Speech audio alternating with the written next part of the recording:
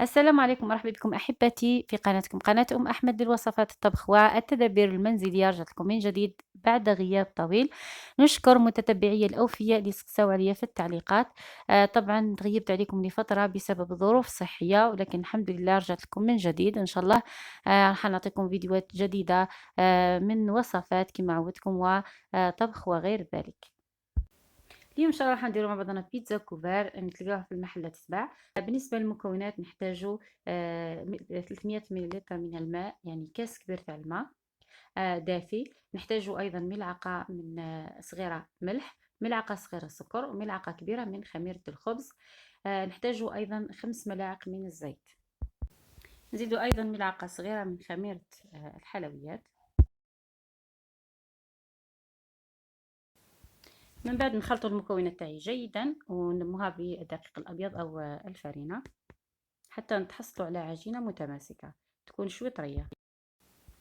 فقط اللي يحب يزيد عظمه او بيضه يزيدها. انا هكا العجينه جاتني مليحه بزاف وخفيفه. ننموها ونخليو العجينه تكون عجينه يعني تكون طريه تتلاصق في اليد. نحاولوا نعجنوها مليح فوق سطح العمل ونقصوها الى كريات. هنا جاتني 6 كريات، يعني يجيكم 3 قرصات تاع البيتزا. نغطيها ونخليها تريح 15 دقيقة. من بعد نرش الفرينة فوق سطح العمل ونبدأ نحلها على شكل دوائر. نحاول نحلها تكون رقيقة بزاف، لأنه أنا قلت لكم نحتاج أنها تتحط ولا تطلع راح تجي رقيقة بزاف. نحطها في صينية ولا تدخل الفرن تكون مدهونة بالزيت. هنا كما شفتوا راح ندير الصلصة تاع البيتزا فوقها. صلصة البيتزا كنا درناها في فيديوهات سابقة. راح ندير فوقها أيضا الفرماج اللي تحبوه، أي نوع من الفرماج. نديرو فرماج رابي باش من بعد يجي مطاطي شوية من الداخل. كل واحد الفرماج اللي يحب يحطو. أنا عندي هنا شوية تاع المرقاز أو النقانق، قصيتها كما شفتوا، قليتها شوية بلا زيت، يعني حطيتها شوية في المقلة بلا زيت وحطيتها في وسط هذه البيتزا تاعنا.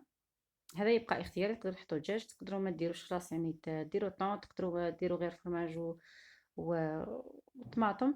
يعني كل واحد واش يحب يحط فيها يحط فيها. نجيب خبزة ثانية ونقرصها ونحطها فوق القرصة الأولى.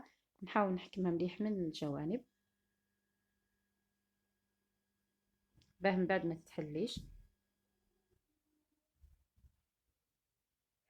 نعدلها مليح وهنايا انا حنزينها بالفلفل، يعني كما تحبوا. قلت لكم ثاني التزيين الخارجي كما تحبوا. نديرها اولا صفار البيض، او يعني ندهنها من فوق بصفار البيض، ولا تقدروا ديروا البيضه كامله وتدهنوا بها. قلت لكم غير مكلفه، الشيء اللي عندكم تقدروا تستعملوه.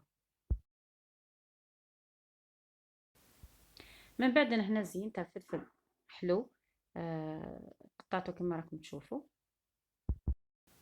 زدت حطيت زيتون اسود، وتكون كل واحد يزين اختياري. تحبوا يعني هكا تجي بنينه هكذا، وتحطوها في الفرن على درجة حرارة 200 درجة. يعني ديروها تثقبوها الساعة في الوسط كما راكم تشوفوا باش ما تطلعش، وتحطوها في الفرن على 200 درجة تكون عالية شوية.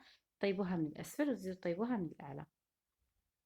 هكذا البيتزا تاعنا كبار راهي واجدة كما شفتوا. تكون تجي خفيفة، ما تحتاجش وقت، يعني ما تستناوش بزاف، ما تحتاجوهاش تطلع ولا بنينة بزاف. وقلت لكم تجيكم سهله خلاص وغير مكلفه. ان شاء الله تكون تجربوها وتعجبكم. نبقى لي غير نقول لكم صحه رمضانكم وصحه فطوركم. تلاقاو ان شاء الله في فيديو مقبل. الى اللقاء.